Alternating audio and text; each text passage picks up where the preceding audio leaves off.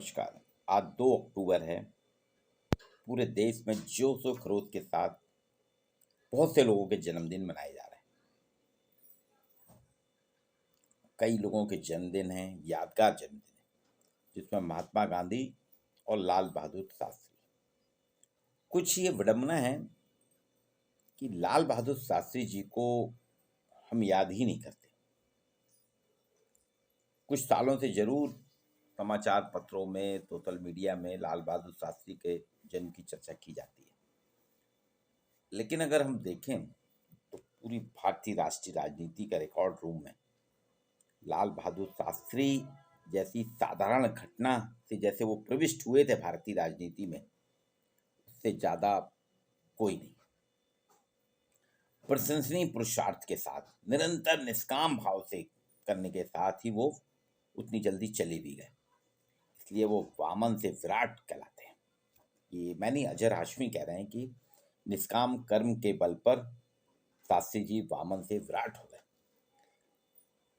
कहा जाता है कि जिसका कद लंबा होता है, हाइट होती है, वही सक्सेस होता है, वही सफल होता है।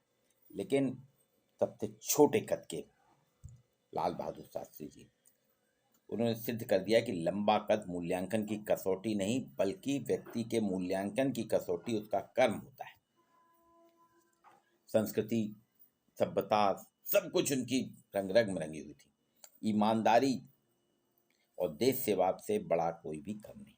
जितना त्याग शास्त्री जी ने किया उतना किसी ने नहीं। सरकारी गाड़ी जो उनको मिली थी सिर्फ सरकारी काम में आती थी। एक बार उनके बेटे ने मौज मस्ती के लिए वो गाड़ी ले गए।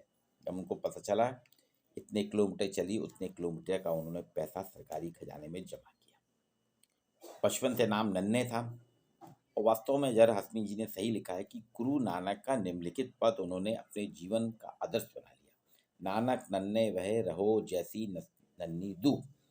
वो कहते थे, और रूप सूख जाएंगे धूप धूप की खूब। कहते थे आदमी को सदैव नन्ही धूप की तरह होना चाहिए। नन्हा यानी विनम्र होना चाहिए, क्योंकि सूर्य के प्रचंड ताप से सारे पेड़ पौधे, विशाल वृक्ष सूख जाते हैं, धराशायी हो जाते हैं। लेकिन नन्ही धूप जो होती है, धूप हरी धूप होती है ना, जो गणेश जी को चढ़ाई जाती है, वो सदैव सदाबहार बनी रहती, वो नहीं सूखती। सूखती भी है तो फिर वो कुछ ही 2 दिन 3 दिन में फिर हरियाली हो जाती है। तो ये उनका था, नन्हे को उन्होंने इस तरीके की उपमा दी थी। इनकी शुरुआत हुई थी जब ये थे अपने घर से पढ़ने के जाते थे किशोरावस्था में, साथियों के साथ गंगा मेला देखने गए। वापसी में इनके पास किराया नहीं था, तो साथियों को तो उन्होंने रवाना कर दिया और स्वयं तैरकर गंगा पार की। आर्थिक अभाव में, बीमारी के चलते पुत्री के निधन की हो गया, इसकी उन्होंने चिंता नहीं की। देश अग्रणी था, देश की तुलना में इनका परिवार नगण्य था। एकमात्र प्रधानमंत्री, अभी तक जितने भी प्रधानमंत्री हुए हैं, जवाहरलाल नेहरू से लेके नरेंद्र मोदी तक, अगर इनमें तुलना करें तो सर्वश्रेष्ठ प्रधानमंत्री सिर्फ लाल बहादुर शास्त्री।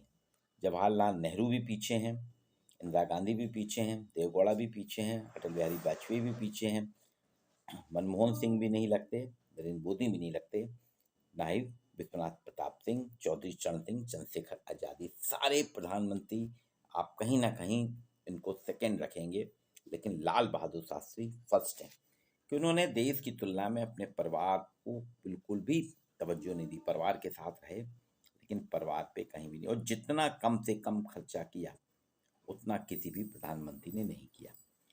ये सरल व्यवहार से विनम्र और आदर से अहंकार रहित थे। इनके कई किताबें लिखी गई हैं। उसमें बताया कि नेहरू जी के निधन के पश्चात 27 में 1964 जब नेहरू जी का निधन हुआ कि अब उसका उत्तराधिकार किसे दिया जाए, उसका एक किस्सा एक संस्मरण लेखक हैं सुमंगल प्रकाश ने लिखा है।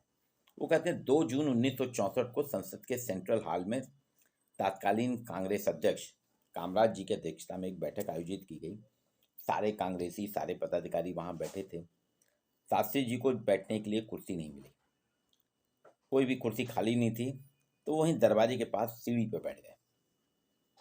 यह घटना जहाँ एक शास्त्री जी की बताती है कि देखिए इनमें कहीं भी कोई अभिमान नहीं था, ये भी सदस्य कांग्रेस के, लेकिन सीढ़ी पे जाके बैठ गए, कुर्सी नहीं है। ये उनकी महानता का परिचायक है। एक संयोग सोचिए, उस दिन सेंट्रल हॉल की कुर्सियों में बैठने वाले जितने भी व्यक्ति थे, उनके नाम पर सर्वसहमति नहीं बनी कि प्रधानमंत्री किसे बनाया जाए, कोई सहमति नहीं बनी। लेकिन सेंट्रल हॉल के दरवाजे की सीढ़ी पे जो बैठने वाला शख्स था, उसको केंद्र सरकार के सर्वाधिक शक्तिमान पद पर बैठाला गया। उनने विनम्र व्यवहार और निष्काम कर्म के बल पे कहा जाता है कि शास्त्री जी नन्हे से लाल बहादुर शास्त्री और बामन से विराट हो गए। आज लाल बहादुर शास्त्री की जयंती है। मेरा अपने मित्रों से सभी है कि अपने स्कूल कॉलेज में गांधी जयंती के साथ साथ बच्चों को लाल बहादुर शास्त्री का भी महत्व बताएं, क्योंकि लाल बहादुर शास्त्री की ही जयंती मनाने का है। गांधी जी की जयंती, गांधी जी को तो बहुत उपयोग कर लिया, सभी राजनीतिक दलों ने उपयोग करा है। अगर आप देखेंगे तो लाल बहादुर शास्त्री जी के स्मारक बहुत कम है, लाल बहादुर शास्त्री जी की मूर्तियां बहुत कम है। हर चौराहे पे गांधी जी मिलेंगे, हर संस्थानों के नाम गांधी जी मिलेंगे, लेकिन लाल बहादुर शास्त्री नाम गिने चुने जगह रखे गए। जबकि हर सरकार जो है गांधी जी के आगे पीछे घूम रही है। लेकिन शास्त्री जी एक ऐसा है कि आप देखेंगे शाब्दिक हिंसा, जितने भी नेता लोग गांधी जी का करते हैं, लेकिन उनके बोलचाल गांधी के अनुरूप नहीं है। लेकिन शास्त्री जी के अनुरूप अगर आप मानेंगे तो आपको सारी आपकी जितनी परेशानियां हैं, निष्काम भाव से काम करेंगे तो आप सदैव आगे बढ़ते जाएंगे। आइए लाल बहादुर शास्त्री की जयंती पे हम संकल्प लें कि हम गांधी नहीं, हम शास्त्री बनेंगे।